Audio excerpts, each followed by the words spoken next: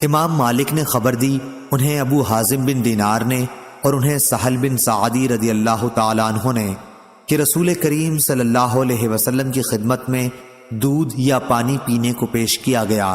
آپ نے اسے پیا۔ آپ کے دائیں طرف ایک لڑکا تھا اور بائیں طرف بڑی عمر والے تھے۔ لڑکے سے آپ صلی اللہ علیہ وسلم نے فرمایا، کیا تم مجھے اس کی اجازت دو گے کہ ان لوگوں کو یہ پیالہ دے دوں؟ لڑکے نے کہا، نہیں، اللہ کی قسم یا رسول اللہ صلی اللہ علیہ وسلم، آپ کی طرف سے ملنے والے حصے کا ایثار میں کسی پر نہیں کر سکتا۔ راوی نے بیان کیا کہ آخر رسول کریم صلی اللہ علیہ وسلم نے وہ پیالہ اسی لڑکے کو دے دیا۔ صحیح بخاری حدیث نمبر 2451۔ سعید بن زید رضی اللہ عنہ نے بیان کیا کہ میں نے رسول کریم صلی اللہ علیہ وسلم سے سنا، آپ صلی اللہ علیہ وسلم نے فرمایا، جس نے کسی کی زمین ظلم سے لے لی اسے قیامت کے دن 7 زمینوں کا طوق پہنایا جائے گا۔ صحیح بخاری حدیث نمبر 2452۔ ابو سلمہ نے بیان کیا کہ ان کے اور بعض دوسرے لوگوں کے درمیان زمین کا جھگڑا تھا۔ اس کا ذکر انہوں نے عائشہ رضی اللہ عنہا سے کیا تو انہوں نے بتلایا، ابو سلمہ زمین سے پرہیز کر، کہ نبی کریم صلی اللہ علیہ وسلم نے فرمایا، اگر کسی شخص نے ایک بالشت بھر زمین بھی کسی دوسرے کی ظلم سے لے لی تو 7 زمینوں کا طوق قیامت کے دن اس کی گردن میں ڈالا جائے گا۔ صحیح بخاری حدیث نمبر 2453۔ موسیٰ بن عقبہ نے بیان کیا سالم سے اور ان سے ان کے والد عبداللہ بن عمر رضی اللہ عنہ نے کہ نبی کریم صلی اللہ علیہ وسلم نے فرمایا، جس شخص نے ناحق کسی زمین کا تھوڑا سا حصہ بھی لے لیا تو قیامت کے دن اسے 7 زمینوں تک دھسایا جائے گا۔ ابو عبداللہ حضرت امام بخاری رحمہ اللہ نے کہا کہ یہ حدیث عبداللہ بن مبارک رحمہ اللہ کی اس کتاب میں نہیں ہے جو خراسان میں تھی، بلکہ اس میں تھی جسے انہوں نے بصرہ میں اپنے شاگردوں کو املا کرایا تھا۔ صحیح بخاری حدیث نمبر 2454۔ جبلہ نے بیان کیا کہ ہم بعض اہل عراق کے ساتھ مدینے میں مقیم تھے، وہاں ہمیں قحط میں مبتلا ہونا پڑا۔ عبداللہ بن زبیر رضی اللہ عنہ کھانے کے لیے ہمارے پاس کھجور بھجوایا کرتے تھے، اور عبداللہ بن عمر رضی اللہ عنہ جب ہماری طرف سے گزرتے تو فرماتے کہ رسول اللہ صلی اللہ علیہ وسلم نے دوسرے لوگوں کے ساتھ مل کر کھاتے وقت 2 کھجوروں کو ایک ساتھ ملا کر کھانے سے منع فرمایا ہے، مگر یہ کہ تم میں سے کوئی شخص اپنے دوسرے بھائی سے اجازت لے لے۔ صحیح بخاری حدیث نمبر 2455۔ ابو عوانہ نے بیان کیا، ان سے عامش نے، ان سے ابو وائل نے اور ان سے ابو مسعود رضی اللہ عنہ نے کہ انصار میں ایک صحابی جنہیں ابو شعیب رضی اللہ عنہ کہا جاتا تھا کا ایک قصائی غلام تھا۔ ابو شعیب رضی اللہ عنہ نے ان سے کہا کہ میرے لیے 5 آدمیوں کا کھانا تیار کر دے، کیونکہ میں نبی کریم صلی اللہ علیہ وسلم کو 4 دیگر اصحاب کے ساتھ دعوت دوں گا۔ انہوں نے آپ صلی اللہ علیہ وسلم کے چہرے مبارک پر بھوک کے آثار دیکھے تھے، چنانچہ آپ صلی اللہ علیہ وسلم کو انہوں نے بلایا۔ ایک اور شخص آپ کے ساتھ بن بلائے چلا گیا۔ نبی کریم صلی اللہ علیہ وسلم نے صاحب خانہ سے فرمایا، یہ آدمی بھی ہمارے ساتھ آ گیا ہے، کیا اس کے لیے تمہاری اجازت ہے؟ انہوں نے کہا، جی ہاں اجازت ہے۔ صحیح بخاری حدیث نمبر 2456۔ ابو عاصم نے بیان کیا، ان سے ابن جریج نے، ان سے ابن ابی ملیکہ نے اور ان سے عائشہ رضی اللہ عنہا نے کہ نبی کریم صلی اللہ علیہ وسلم نے فرمایا، اللہ تعالیٰ کے یہاں سب سے زیادہ ناپسند وہ آدمی ہے جو سخت جھگڑالو ہو۔ صحیح بخاری حدیث نمبر 2457۔ عروہ بن زبیر رضی اللہ عنہ نے خبر دی، انہیں زینب بنت ام سلمہ نے خبر دی اور انہیں نبی کریم صلی اللہ علیہ وسلم کی زوجہ مطہرہ ام سلمہ رضی اللہ عنہا نے کہ رسول اللہ صلی اللہ علیہ وسلم نے اپنے حجرے کے دروازے کے سامنے جھگڑے کی آواز سنی اور جھگڑا کرنے والوں کے پاس تشریف لائے۔ آپ نے ان سے فرمایا کہ میں بھی ایک انسان ہوں، اس لیے جب میرے یہاں کوئی جھگڑا لے کر آتا ہے تو ہو سکتا ہے کہ فریقین میں سے ایک فریق کی بحث دوسرے فریق سے عمدہ ہو، میں سمجھتا ہوں کہ وہ سچا ہے اور اس طرح میں اس کے حق میں فیصلہ کر دیتا ہوں، لیکن اگر میں اس کو اس کے ظاہری بیان پر بھروسہ کر کے کسی مسلمان کا حق دلا دوں تو دوزخ کا ایک ٹکڑا اس کو دلا رہا ہوں، وہ لے لے یا چھوڑ دے۔ صحیح بخاری حدیث نمبر 2458۔ محمد نے خبر دی شعبہ سے، انہیں سلیمان نے، انہیں عبداللہ بن مرہ نے، انہیں مسروق نے اور انہیں عبداللہ بن عمر رضی اللہ عنہ نے کہ نبی کریم صلی اللہ علیہ وسلم نے فرمایا 4 خصلتیں ایسی ہیں کہ جس شخص میں بھی وہ ہوں گی وہ منافق ہوگا، یا ان 4 میں سے اگر کوئی ایک خصلت بھی اس میں ہے تو اس میں نفاق کی ایک خصلت ہے، یہاں تک کہ وہ اسے چھوڑ دے۔ جب بولے تو جھوٹ بولے، جب وعدہ کرے تو پورا نہ کرے، جب معاہدہ کرے تو بے وفائی کرے، اور جب جھگڑے تو بدزبانی پر اتر آئے۔ صحیح بخاری حدیث نمبر 2459۔ عروہ نے بیان کیا اور ان سے حضرت عائشہ صدیقہ رضی اللہ عنہا نے کہ عتبہ بن ربیعہ کی بیٹی ہند رضی اللہ عنہا حاضر خدمت ہوئیں اور عرض کیا، یا رسول اللہ صلی اللہ علیہ وسلم، ابو سفیان رضی اللہ عنہ جو ان کے شوہر ہیں وہ بخیل ہیں، تو کیا اس میں کوئی حرج ہے اگر میں ان کے مال میں سے لے کر اپنے بال بچوں کو کھلایا کروں؟ آپ صلی اللہ علیہ وسلم نے فرمایا کہ تم دستور کے مطابق ان کے مال سے لے کر کھلاؤ تو اس میں کوئی حرج نہیں ہے۔ صحیح بخاری حدیث نمبر 2460۔ یزید نے بیان کیا، ان سے ابو الخیر نے اور ان سے عقبہ بن عامر رضی اللہ عنہ نے کہ ہم نے نبی کریم صلی اللہ علیہ وسلم سے عرض کیا، آپ ہمیں مختلف ملک والوں کے پاس بھیجتے ہیں اور بعض دفعہ ہمیں ایسے لوگوں میں اترنا پڑتا ہے کہ وہ ہماری ضیافت تک نہیں کرتے، آپ کی ایسے مواقع پر کیا ہدایت ہے؟ آپ صلی اللہ علیہ وسلم نے ہم سے فرمایا، اگر تمہارا قیام کسی قبیلے میں ہو اور تم سے ایسا برتاؤ کیا جائے جو کسی مہمان کے لیے مناسب ہے تو تم اسے قبول کر لو، لیکن اگر وہ نہ کریں تو تم خود مہمانی کا حق ان سے وصول کر لو۔ صحیح بخاری حدیث نمبر 2461۔ امام مالک نے بیان کیا، دوسری سند اور مجھ کو یونس نے خبر دی کہ ابن شہاب نے کہا، مجھ کو خبر دی عبید اللہ بن عبداللہ بن عتبہ نے، انہیں عبداللہ بن عباس رضی اللہ عنہ نے خبر دی کہ عمر رضی اللہ عنہ نے کہا، جب اپنے نبی صلی اللہ علیہ وسلم کو اللہ تعالیٰ نے وفات دے دی تو انصار بنو ساعدہ کے سقیفہ چوپال میں جمع ہوئے۔ میں نے ابو بکر رضی اللہ عنہ سے کہا کہ آپ ہمیں بھی وہیں لے چلیے، چنانچہ ہم انصار کے یہاں سقیفہ بنو ساعدہ میں پہنچے۔ صحیح بخاری حدیث نمبر 2462۔ عبداللہ بن مسلمہ نے بیان کیا، کہا ہم سے امام مالک رحمہ اللہ نے، ان سے ابن شہاب نے، ان سے اعرج نے اور ان سے ابو ہریرہ رضی اللہ عنہ نے کہ رسول کریم صلی اللہ علیہ وسلم نے فرمایا، کوئی شخص اپنے پڑوسی کو اپنی دیوار میں کھوٹی گاڑنے سے نہ روکے۔ پھر ابو ہریرہ رضی اللہ عنہ کہا کرتے تھے، یہ کیا بات ہے کہ میں تمہیں اس سے منہ پھیرنے والا پاتا ہوں؟ قسم اللہ کی میں تو اس حدیث کا تمہارے سامنے برابر اعلان کرتا ہی رہوں گا۔ صحیح بخاری حدیث نمبر 2463۔ ثابت نے بیان کیا اور ان سے انس رضی اللہ عنہ نے کہ میں ابو طلحہ رضی اللہ عنہ کے مکان میں لوگوں کو شراب پلا رہا تھا۔ ان دنوں کھجور ہی کی شراب پیا کرتے تھے۔ پھر جو ہی شراب کی حرمت پر آیت قرآنی اتری تو رسول کریم صلی اللہ علیہ وسلم نے ایک منادی سے ندا کرائی کہ شراب حرام ہو گئی ہے۔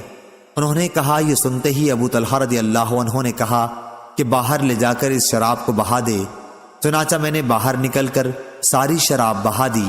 شراب مدینے کی گلیوں میں بہنے لگی تو بعض لوگوں نے کہا، یوں معلوم ہوتا ہے کہ بہت سے لوگ اس حالت میں قتل کر دیے گئے ہیں کہ شراب ان کے پیٹ میں موجود تھی۔ پھر اللہ تعالیٰ نے یہ آیت نازل فرمائی، وہ لوگ جو ایمان لائے اور عمل صالح کیے ان پر ان چیزوں کا کوئی گناہ نہیں ہے جو پہلے کھا چکے ہیں، آخر آیت تک۔ صحیح بخاری حدیث نمبر 2464۔ ابو سعید خدری رضی اللہ عنہ نے بیان کیا کہ نبی کریم صلی اللہ علیہ وسلم نے فرمایا، راستوں پر بیٹھنے سے بچو۔ صحابہ رضی اللہ عنہم نے عرض کیا کہ ہم تو وہاں بیٹھنے پر مجبور ہیں، وہی ہماری بیٹھنے کی جگہ ہوتی ہے کہ جہاں ہم باتیں کرتے ہیں۔ اس پر آپ صلی اللہ علیہ وسلم نے فرمایا کہ اگر وہاں بیٹھنے کی مجبوری ہے تو راستے کا حق بھی ادا کرو۔ صحابہ رضی اللہ عنہم نے پوچھا، اور راستے کا حق کیا ہے؟ آپ نے فرمایا، نگاہ نیچی رکھنا، کسی کو ایذا دینے سے بچنا، سلام کا جواب دینا، اچھی باتوں کے لیے لوگوں کو حکم کرنا اور بری باتوں سے روکنا۔ صحیح بخاری حدیث نمبر 2465۔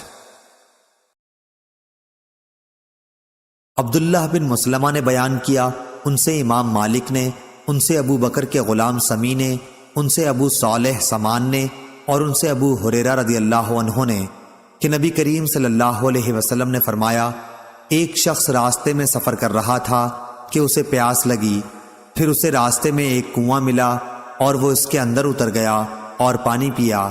جب باہر آیا تو اس کی نظر ایک کتے پر پڑی جو ہانپ رہا تھا اور پیاس کی سختی سے کیچڑ چاٹ رہا تھا۔ اس شخص نے سوچا کہ اس وقت یہ کتا بھی پیاس کی اتنی ہی شدت میں مبتلا ہے جس طرح میں تھا۔ چنانچہ وہ پھر کنویں میں اترا اور اپنے جوتے میں پانی بھر کر اس نے کتے کو پلایا۔ اللہ تعالیٰ کے ہاں اس کا یہ عمل مقبول ہوا اور اس کی مغفرت کر دی گئی۔ صحابہ نے پوچھا، یا رسول اللہ صلی اللہ علیہ وسلم، کیا جانوروں کے سلسلے میں بھی ہمیں اجر ملتا ہے؟ تو آپ صلی اللہ علیہ وسلم نے فرمایا کہ ہاں، ہر جاندار مخلوق کے سلسلے میں اجر ملتا ہے۔ صحیح بخاری حدیث نمبر 2466۔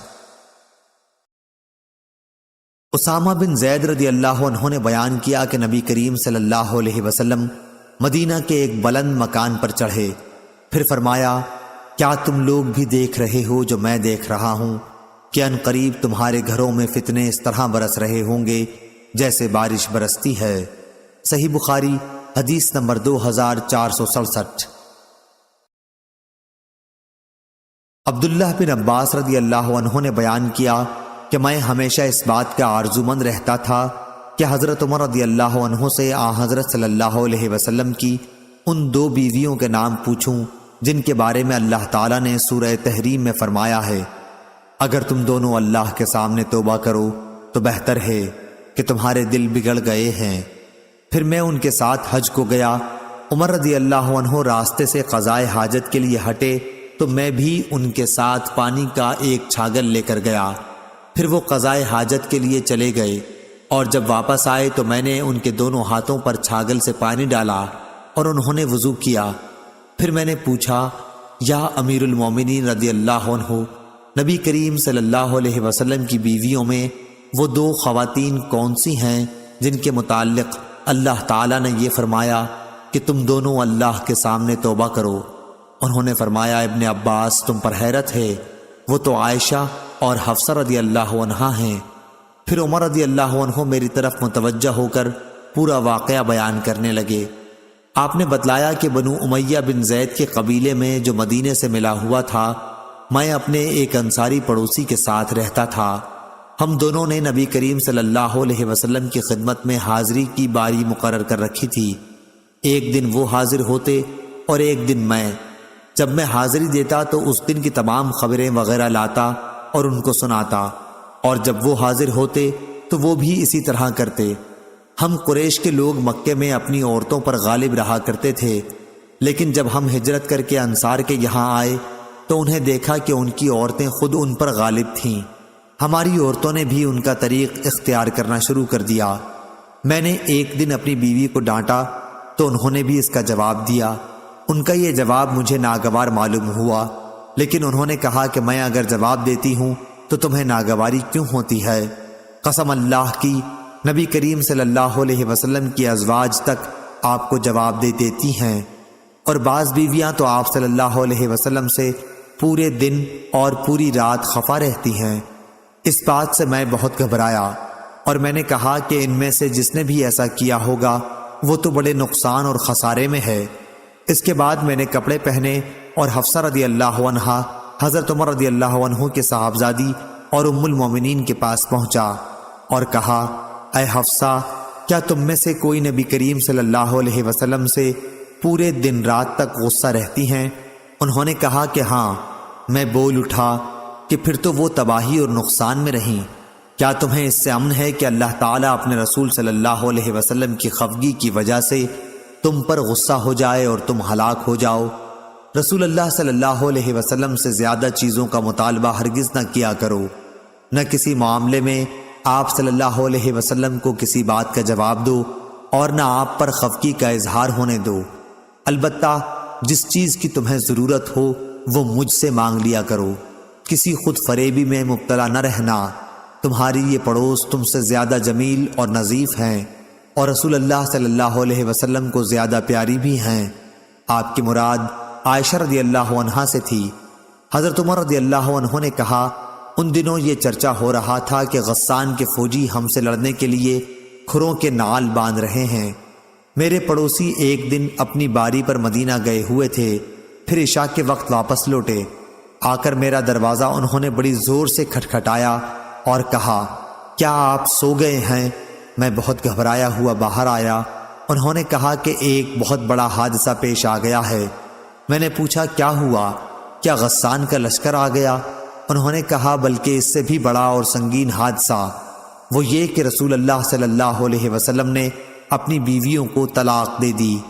یہ سن کر عمر رضی اللہ عنہ نے فرمایا، حفصہ رضی اللہ عنہا تو تباہ و برباد ہو گئی، مجھے تو پہلے ہی کھٹکا تھا کہ کہیں ایسا نہ ہو جائے۔ عمر رضی اللہ عنہ نے کہا، پھر میں نے کپڑے پہنے، صبح کی نماز رسول کریم صلی اللہ علیہ وسلم کے ساتھ پڑھی۔ نماز پڑھتے ہی حضرت صلی اللہ علیہ وسلم اپنے بالا خانہ میں تشریف لے گئے اور وہیں تنہائی اختیار کر لی۔ میں حفصہ رضی اللہ عنہا کے یہاں گیا، دیکھا تو وہ رو رہی تھیں۔ میں نے کہا، رو کیوں رہی ہو؟ کیا پہلے میں نے تمہیں نہیں کہہ دیا تھا؟ کیا رسول اللہ صلی اللہ علیہ وسلم نے تم سب کو طلاق دے دی ہے؟ انہوں نے کہا کہ مجھے کچھ معلوم نہیں، آپ بالا خانہ میں تشریف رکھتے ہیں۔ پھر میں باہر نکلا اور ممبر کے پاس آیا، وہاں کچھ لوگ موجود تھے اور بعض رو بھی رہے تھے۔ تھوڑی دیر تو میں ان کے ساتھ بیٹھا رہا، لیکن مجھ پر رنج کا غلبہ ہوا اور میں بالا خانے کے پاس پہنچا جس میں آپ صلی اللہ علیہ وسلم تشریف رکھتے تھے۔ میں نے آپ کے ایک سیاہ غلام سے کہا کہ حضرت صلی اللہ علیہ وسلم سے کہو کہ عمر رضی اللہ عنہ اجازت چاہتا ہے۔ وہ غلام اندر گیا اور آپ صلی اللہ علیہ وسلم سے گفتگو کر کے واپس آیا اور کہا کہ میں نے آپ کی بات پہنچا دی تھی، لیکن حضرت صلی اللہ علیہ وسلم خاموش ہو گئے۔ چنانچہ میں واپس آ کر انہی لوگوں کے ساتھ بیٹھ گیا جو ممبر کے پاس موجود تھے۔ پھر مجھ پر رنج غالب آیا اور میں دوبارہ آیا، لیکن اس دفعہ بھی وہی ہوا۔ پھر آ کر انہی لوگوں میں بیٹھ گیا جو ممبر کے پاس تھے، لیکن اس مرتبہ پھر مجھ سے نہیں رہا گیا اور میں نے غلام سے آ کر کہا کہ عمر رضی اللہ عنہ کے لیے اجازت چاہو، لیکن بات جوں کی توں رہی۔ جب میں واپس ہو رہا تھا کہ غلام نے مجھ کو پکارا اور کہا کہ رسول اللہ صلی اللہ علیہ وسلم نے آپ کو اجازت دے دی ہے۔ میں آپ کی خدمت میں حاضر ہوا تو آپ صلی اللہ علیہ وسلم کھجور کی چٹائی پر لیٹے ہوئے تھے جس پر کوئی بستر بھی نہیں تھا، اس لیے چٹائی کے ابھرے ہوئے حصوں کا نشان آپ کے پہلو میں پڑ گیا تھا۔ آپ اس وقت ایک ایسے تکیے پر ٹیک لگائے ہوئے تھے جس کے اندر کھجور کی چھال بھری گئی تھی۔ میں نے آپ صلی اللہ علیہ وسلم کو سلام کیا اور کھڑے ہی کھڑے عرض کی کہ کیا آپ صلی اللہ علیہ وسلم نے اپنی بیویوں کو طلاق دے دی ہے؟ آپ نے نگاہ میری طرف کر کے فرمایا کہ نہیں۔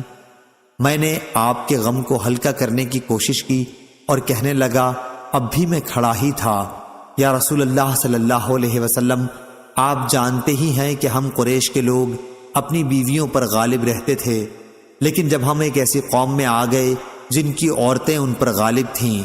پھر حضرت عمر رضی اللہ عنہ نے تفصیل ذکر کی۔ اس بات پر رسول کریم صلی اللہ علیہ وسلم مسکرا دیے۔ پھر میں نے کہا، میں حفصہ رضی اللہ عنہا کے یہاں بھی گیا تھا اور اس سے کہہ آیا تھا کہ کہیں کسی خود فریب میں نہ مبتلا رہنا۔ یہ تمہاری پڑوسن تم سے زیادہ خوبصورت اور پاک ہیں اور رسول اللہ صلی اللہ علیہ وسلم کو زیادہ محبوب بھی ہیں۔ آپ عائشہ رضی اللہ عنہا کی طرف اشارہ کر رہے تھے۔ اس بات پر آپ صلی اللہ علیہ وسلم دوبارہ مسکرا دیے۔ جب میں نے آپ صلی اللہ علیہ وسلم کو مسکراتے دیکھا تو آپ کے پاس بیٹھ گیا اور آپ صلی اللہ علیہ وسلم کے گھر میں چاروں طرف دیکھنے لگا۔ بخدا سوا 3 کھالوں کے اور کوئی چیز وہاں نظر نہ آئی۔ میں نے کہا یا رسول اللہ صلی اللہ علیہ وسلم، آپ اللہ تعالیٰ سے دعا فرمائیے کہ وہ آپ کی امت کو کشادگی عطا کر دے۔ فارس اور روم کے لوگ تو پوری فراخی کے ساتھ رہتے ہیں، دنیا انہیں خوب ملی ہوئی ہے، حالانکہ وہ اللہ تعالیٰ کی عبادت بھی نہیں کرتے۔ حضرت صلی اللہ علیہ وسلم ٹیک لگائے ہوئے تھے۔ آپ صلی اللہ علیہ وسلم نے فرمایا، اے خطاب کے بیٹے، کیا تمہیں ابھی کچھ شبہ ہے؟ تو دنیا کی دولت کو اچھا سمجھتا ہے؟ یہ تو ایسے لوگ ہیں کہ ان کے اچھے اعمال جو وہ معاملات کی حد تک کرتے ہیں، ان کی جزا اسی دنیا میں ان کو دے دی گئی ہے۔ یہ سن کر میں بول اٹھا، یا رسول اللہ صلی اللہ علیہ وسلم، میرے لیے اللہ سے مغفرت کی دعا کیجیے۔ تو نبی کریم صلی اللہ علیہ وسلم نے اپنی ازواج سے اس بات پر علیحدگی اختیار کر لی تھی کہ عائشہ رضی اللہ عنہا سے حفصہ رضی اللہ عنہا نے پوشیدہ بات کہہ دی تھی۔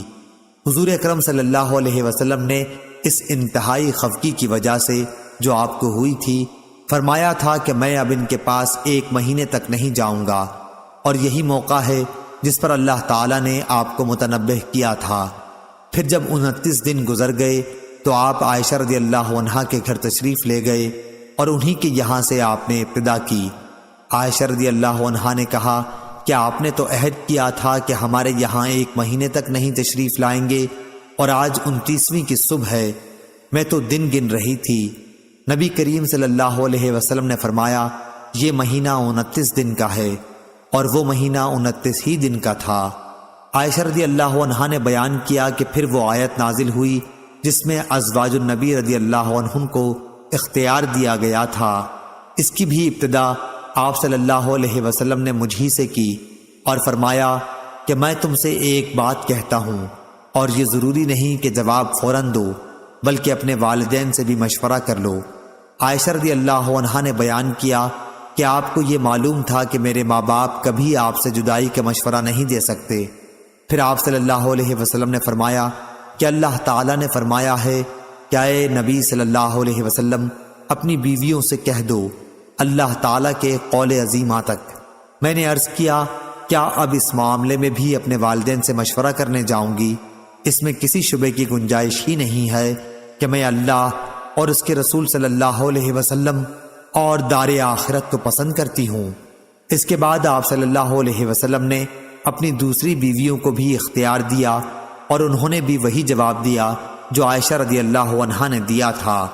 صحیح بخاری حدیث نمبر 2468۔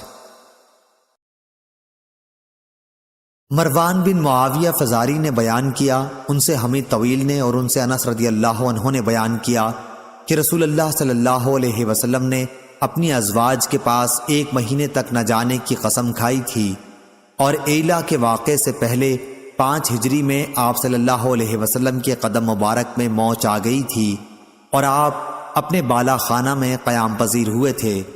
ایلا کے موقع پر حضرت عمر رضی اللہ عنہ آئے اور عرض کیا، یا رسول اللہ صلی اللہ علیہ وسلم، کیا آپ نے اپنی بیویوں کو طلاق دے دی ہے؟ آپ نے فرمایا کہ نہیں، البتہ 1 مہینے کے لیے ان کے پاس نہ جانے کی قسم کھا لی ہے۔ چنانچہ آپ 29 دن تک بیویوں کے پاس نہیں گئے، اور 29 تاریخ کو ہی چاند ہو گیا تھا، اس لیے آپ بالا خانے سے اترے اور بیویوں کے پاس گئے۔ صحیح بخاری حدیث نمبر 2469۔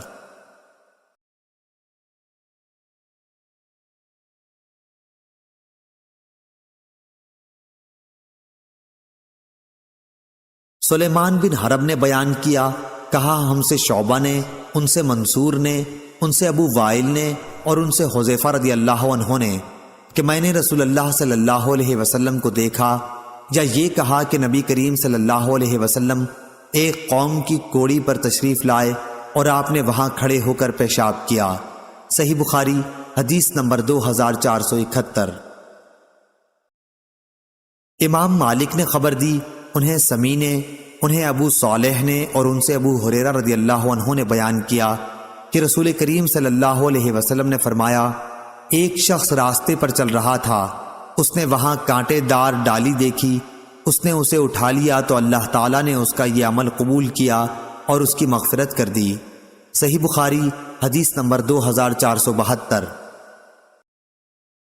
جریر بن حازم نے بیان کیا، ان سے زبیر بن حریت نے اور ان سے اکرمہ نے کہ میں نے ابو ہریرہ رضی اللہ عنہ سے سنا، انہوں نے بیان کیا کہ رسول اللہ صلی اللہ علیہ وسلم نے فیصلہ کیا تھا جب کہ راستے کی زمین کے بارے میں جھگڑا ہو تو 7 ہاتھ راستہ چھوڑ دینا چاہیے۔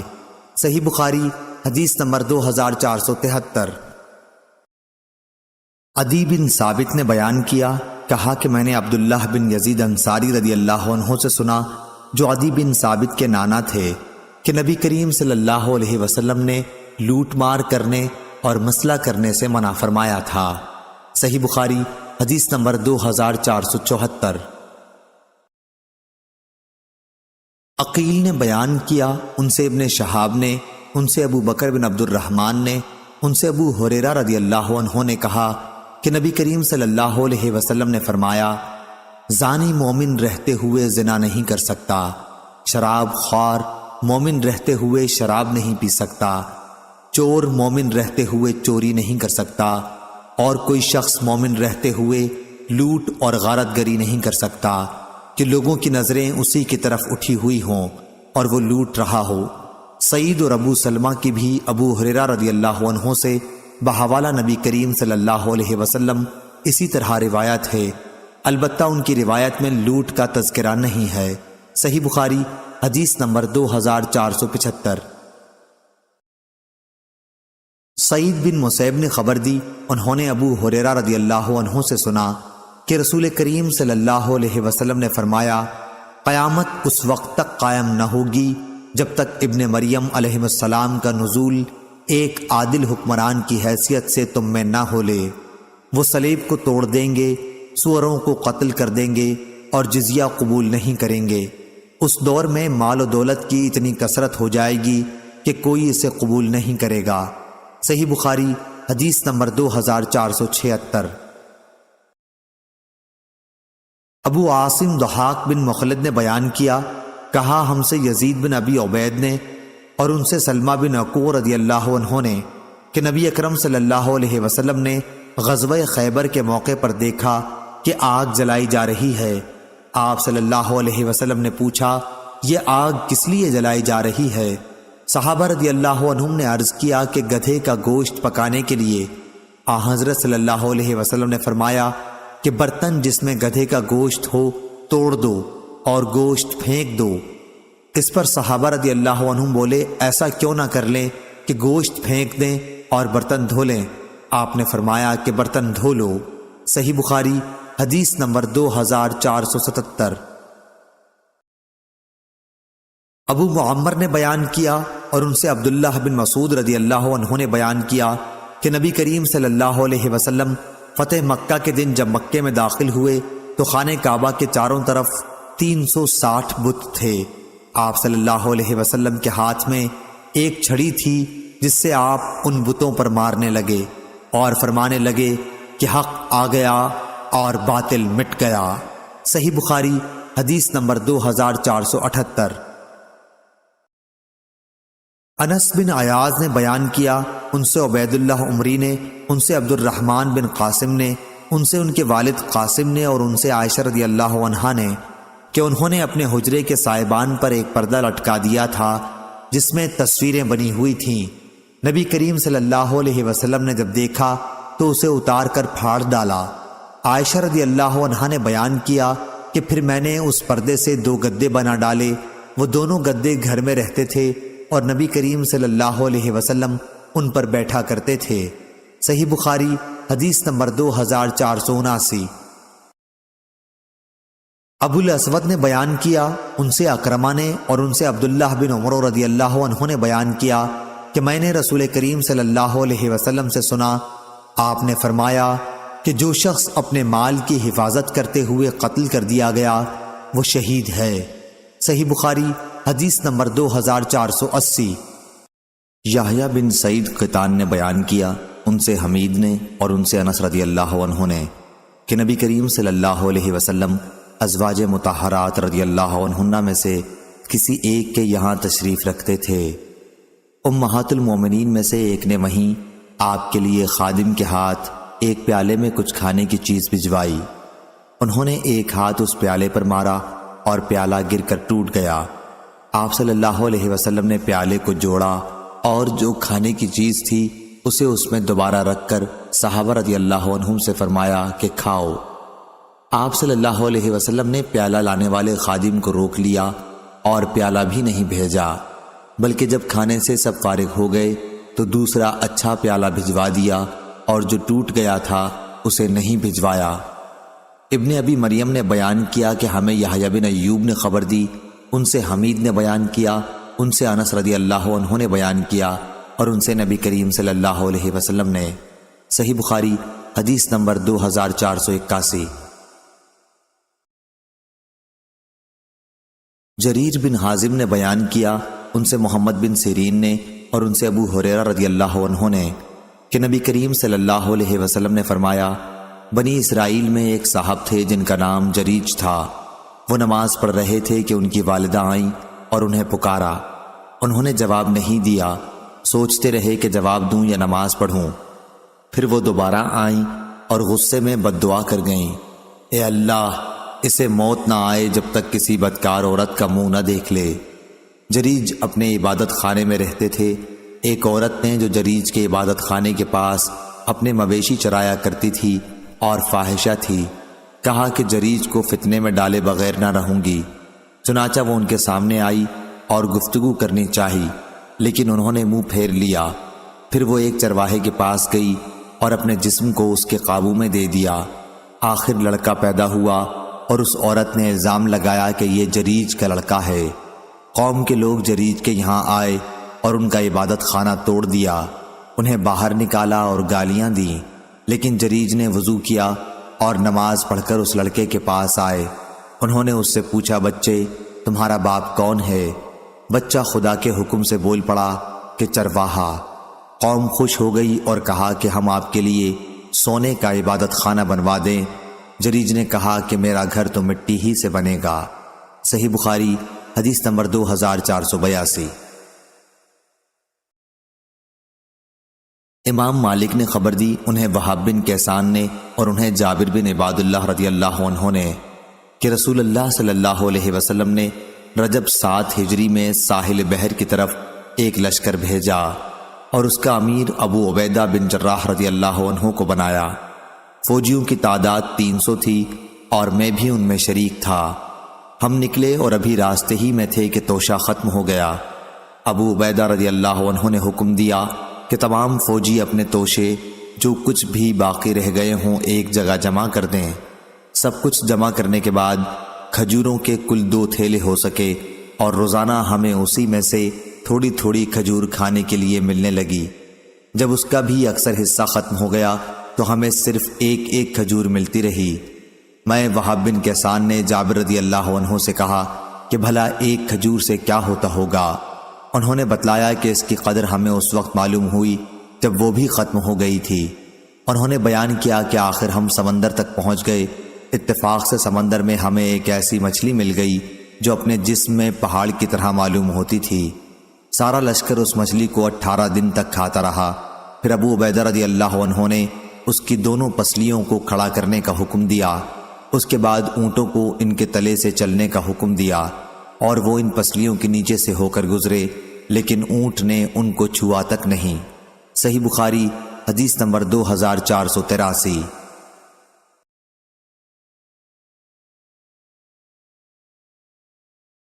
سلمہ رضی اللہ عنہ نے بیان کیا کہ غزوہ حوازن میں لوگوں کے توشے ختم ہو گئے اور فقر و محتاجی آ گئی تو لوگ نبی کریم صلی اللہ علیہ وسلم کی خدمت میں حاضر ہوئے اپنے اونٹوں کو ذبح کرنے کی اجازت لینے تاکہ انہی کے گوشت سے پیٹ بھر سکیں۔ آپ نے انہیں اجازت دے دی۔ راستے میں حضرت عمر رضی اللہ عنہ کی ملاقات ان سے ہو گئی تو انہیں بھی ان لوگوں نے اطلاع دی۔ عمر رضی اللہ عنہ نے کہا کہ اونٹوں کو کاٹ ڈالو گے تو پھر تم کیسے زندہ رہو گے؟ چنانچہ آپ رسول اللہ صلی اللہ علیہ وسلم کی خدمت میں حاضر ہوئے اور کہا، یا رسول اللہ صلی اللہ علیہ وسلم، اگر انہوں نے اونٹ بھی ذبح کر لیے تو پھر یہ لوگ کیسے زندہ رہیں گے؟ رسول کریم صلی اللہ علیہ وسلم نے فرمایا کہ اچھا، تمام لوگوں میں اعلان کر دو کہ ان کے پاس جو کچھ توشے بچ رہے ہیں وہ لے کر یہاں آ جائیں۔ اس کے لیے ایک چمڑے کا دسترخوان بچھا دیا گیا اور لوگوں نے توشے اسی دسترخوان پر رکھ دیے۔ اس کے بعد رسول کریم صلی اللہ علیہ وسلم اٹھے اور اس میں برکت کی دعا فرمائی۔ اب آپ صلی اللہ علیہ وسلم نے پھر سب لوگوں کو اپنے اپنے برتنوں کے ساتھ بلایا اور سب نے دونوں ہاتھوں سے توشے اپنے برتنوں میں بھر لیے۔ جب سب لوگ بھر چکے تو رسول اللہ صلی اللہ علیہ وسلم نے فرمایا، میں گواہی دیتا ہوں کہ اللہ کے سوا کوئی معبود نہیں، اور یہ کہ میں اللہ کا سچا رسول ہوں۔ صحیح بخاری حدیث نمبر 2484۔ ابو نجاشی نے بیان کیا، کہا کہ میں نے رافع بن خدیج رضی اللہ عنہ سے سنا، انہوں نے بیان کیا کہ ہم نبی کریم صلی اللہ علیہ وسلم کے ساتھ عصر کی نماز پڑھ کر اونٹ ذبح کرتے، انہیں 10 حصوں میں تقسیم کرتے، اور پھر سورج غروب ہونے سے پہلے ہی ہم اس کا پکا ہوا گوشت بھی کھا لیتے۔ صحیح بخاری حدیث نمبر 2485۔ حماد بن اسامہ نے بیان کیا، ان سے برید نے، ان سے ابو بردہ نے، اور ان سے ابو موسیٰ رضی اللہ عنہ نے کہ نبی کریم صلی اللہ علیہ وسلم نے فرمایا، قبیلہ اشر کے لوگوں کا جب جہاد کے موقع پر توشہ کم ہو جاتا یا مدینہ کے قیام میں ان کے بال بچوں کے لیے کھانے کی کمی ہو جاتی تو جو کچھ بھی ان کے پاس توشہ ہوتا ہے وہ ایک کپڑے میں جمع کر لیتے ہیں، پھر آپس میں ایک برتن سے برابر تقسیم کر لیتے ہیں، پس وہ میرے ہیں اور میں ان کا ہوں۔ صحیح بخاری حدیث نمبر 2486۔ ثمامہ بن عبداللہ بن انس نے بیان کیا، ان سے انس رضی اللہ عنہ نے بیان کیا کہ ابو بکر رضی اللہ عنہ نے ان کے لیے فرض زکوٰۃ کا بیان تحریر کیا تھا جو رسول اللہ صلی اللہ علیہ وسلم نے مقرر کی تھی۔ آپ صلی اللہ علیہ وسلم نے فرمایا کہ جب کسی مال میں 2 آدمی ساجھی ہوں تو وہ زکوٰۃ میں ایک دوسرے سے برابر برابر مجرا کر لیں۔ صحیح بخاری حدیث نمبر 2487۔ ابو ایوانہ نے بیان کیا، ان سے سعید بن مسروق نے، ان سے عبایہ بن رفاع بن رافع بن خدیج نے، اور ان سے ان کے دادا رافع بن خدیج رضی اللہ عنہ نے بیان کیا کہ ہم رسول اللہ صلی اللہ علیہ وسلم کے ساتھ مقام ذوالحلیفہ میں ٹھہرے ہوئے تھے، لوگوں کو بھوک لگی، ادھر غنیمت میں اونٹ اور بکریاں ملی تھیں۔ انہوں نے بیان کیا کہ نبی کریم صلی اللہ علیہ وسلم لشکر کے پیچھے کے لوگوں میں تھے، لوگوں نے جلدی کی اور تقسیم سے پہلے ہی ذبح کر کے ہانڈیاں چڑھا دیں، لیکن بعد میں نبی کریم صلی اللہ علیہ وسلم نے حکم دیا اور وہ ہانڈیاں اوندھا دی گئیں۔ پھر آپ صلی اللہ علیہ وسلم نے ان کو تقسیم کیا اور 10 بکریوں کو ایک اونٹ کے برابر رکھا۔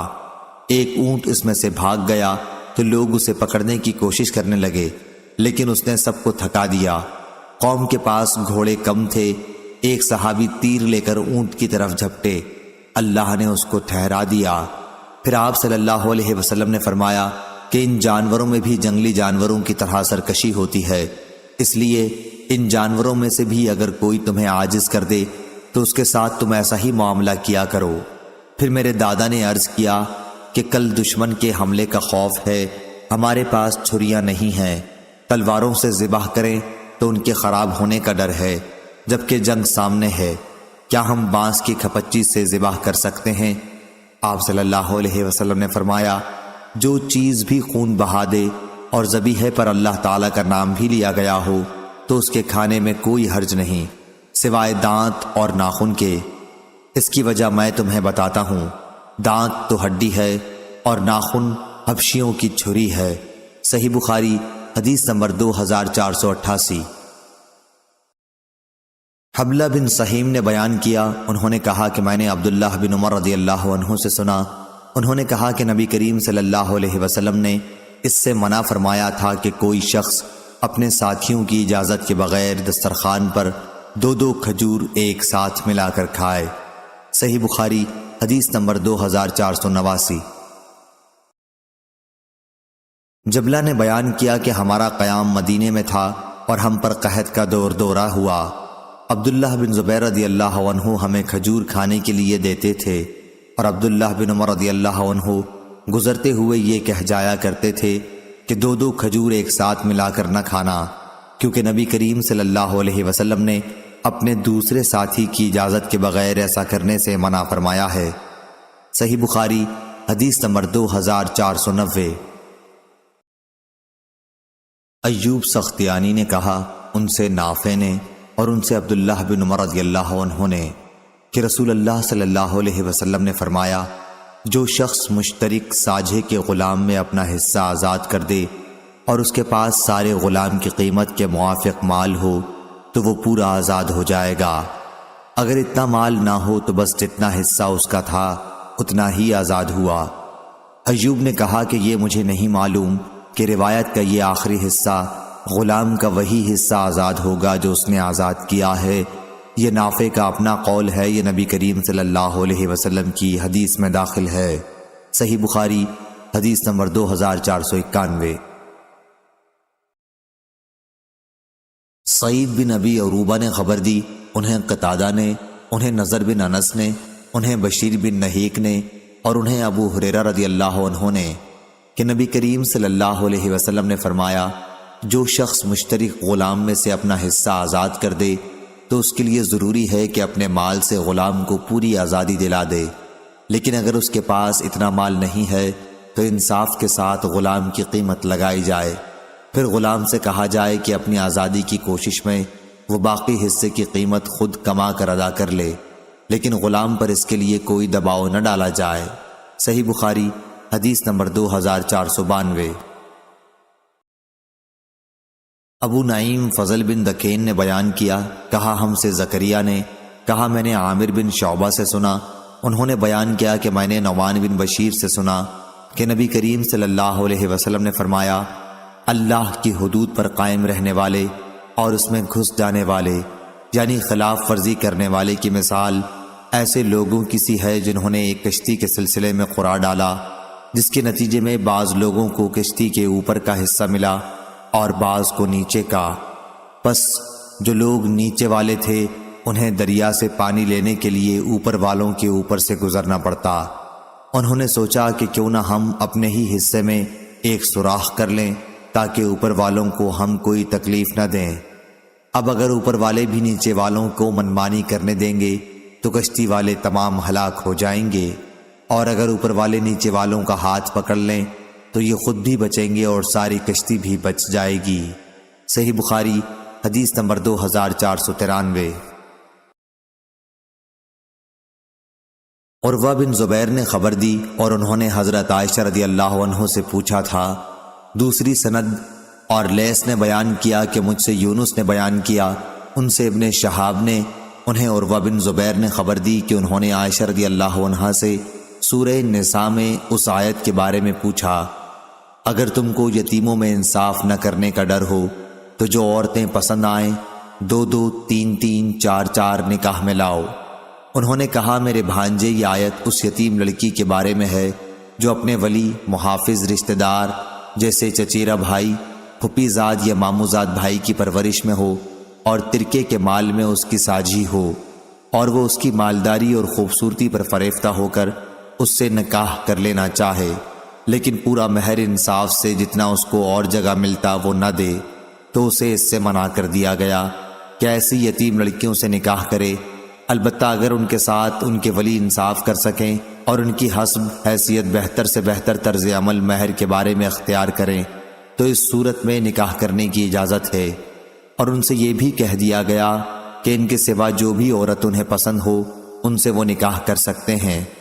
عروہ بن زبیر نے کہا کہ عائشہ رضی اللہ عنہا نے بتلایا، پھر لوگوں نے اس آیت کے نازل ہونے کے بعد ایسی لڑکیوں سے نکاح کی اجازت کے بارے میں مسئلہ پوچھا تو اللہ تعالیٰ نے یہ آیت نازل کی، اور آپ سے عورتوں کے بارے میں یہ لوگ سوال کرتے ہیں۔ آگے فرمایا، اور تم ان سے نکاح کرنا چاہتے ہو، یہ جو اس آیت میں ہے اور جو قرآن میں تم پر پڑھا جاتا ہے اس سے مراد پہلی آیت، یعنی اگر تم کو یتیموں میں انصاف نہ ہو سکنے کا ڈر ہو تو دوسری عورتیں جو بھلی لگیں ان سے نکاح کر لو۔